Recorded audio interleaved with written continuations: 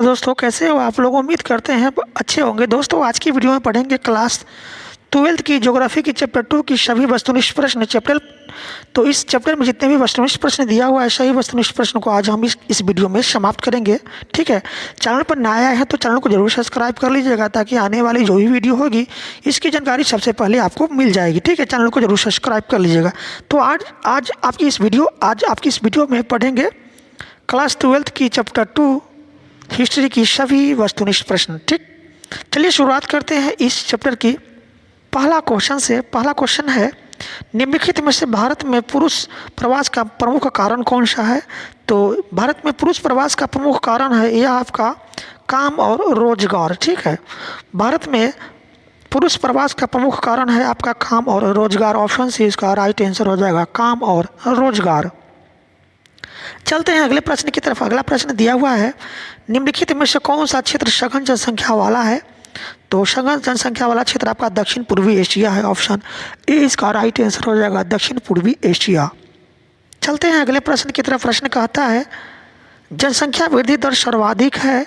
तो जनसंख्या वृद्धि दर सर्वाधिक है आपका अफ्रीका में। ठीक है, अफ्रीका में सबसे ज़्यादा जनसंख्या दर है। ऑप्शन ए इसका राइट आंसर हो जाएगा, अफ्रीका। चलते हैं अगले प्रश्न की तरफ। प्रश्न कहता है उच्च जनसंख्या वृद्धि दर वाला देश है। तो उच्च जनसंख्या वृद्धि वाला देश आपका यमन है। ऑप्शन ए इसका राइट आंसर हो जाएगा, यमन। चलते हैं नेक्स्ट प्रश्न की तरफ। प्रश्न कहता है जनसंख्या वितरण को प्रभावित करने वाले कारकों में से सबसे महत्वपूर्ण कारक कौन सा है। तो सबसे महत्वपूर्ण कारक आपका है स्थलाकृति।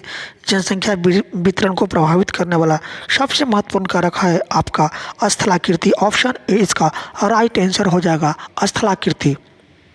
चलते हैं नेक्स्ट प्रश्न की तरफ। प्रश्न कहता है किस वर्ष विश्व की मानव जनसंख्या 6 अरब हुई। तो 1999 में विश्व की मानव जनसंख्या 6 अरब हो गया था। ऑप्शन डी इसका राइट आंसर हो जाएगा, 1999। चलते हैं नेक्स्ट प्रश्न की तरफ। अगला प्रश्न दिया हुआ है। प्रश्न कहता है निम्नलिखित में से किस देश की जनसंख्या बढ़ने के बदले घटती जा रही है। तो यह आपका है लाटविया। ठीक है, लाटविया देश की जनसंख्या बढ़ने के बदले क्या है, घटती जा रही है। ऑप्शन सी इसका राइट आंसर हो जाएगा, लाटविया देश। चलते हैं नेक्स्ट प्रश्न की तरफ। प्रश्न है निम्नलिखित में से किस देश की जनसंख्या सबसे अधिक है। तो संयुक्त राज्य अमेरिका देश की जनसंख्या सबसे अधिक है। ऑप्शन ए इसका राइट आंसर हो जाएगा।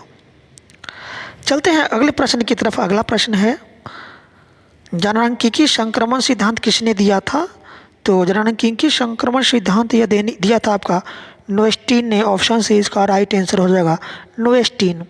चलते हैं अगले प्रश्न की तरफ। प्रश्न कहता है निम्न में से कौन एक जनसंख्या परिवर्तन का कारक नहीं है। तो जनसंख्या परिवर्तन का कारक यह आपका नहीं है, आपका कौन। तो ये आपका आवास। ठीक है, आवास जो है जनसंख्या परिवर्तन का कारक नहीं है। ऑप्शन बी इसका राइट आंसर हो जाएगा, आवास। चलते हैं नेक्स्ट प्रश्न की तरफ। प्रश्न कहता है प्रतिकर्ष और अपकर्ष कारक उत्तरदायी है। तो प्रवास के लिए ऑप्शन ए इसका राइट आंसर हो जाएगा। चलते हैं अगले प्रश्न की तरफ। प्रश्न कहता है निम्नलिखित में से कौन एक जन हस्तांतरण का अपकर्ष कारक नहीं है। तो आपका है रहन सहन की निम्न दशाएं। चलते हैं अगले प्रश्न की तरफ। प्रश्न कहता है सऊदी अरब में किस दिशा के क्षेत्र में सबसे घनी आबादी प्राचीन काल से ही है। तो सऊदी अरब में जो है ये आपका पश्चिम क्षेत्र दिशा में सबसे घनी आबादी प्राचीन काल से ही है। ऑप्शन भी इसका राइट आंसर हो जाएगा, पश्चिम। चलते हैं अगले प्रश्न की तरफ। प्रश्न कहता है निम्नलिखित में से किस वर्ष के आसपास विकसित और विकासशील देशों में नगरीय जनसंख्या लगभग बराबर थी।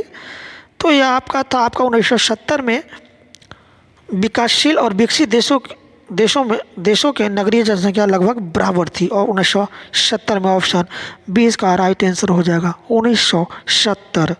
चलते हैं अगले प्रश्न की तरफ। प्रश्न कहता है प्रश्न दिया हुआ है निम्नलिखित में से कौन सा एक तथ्य नहीं है।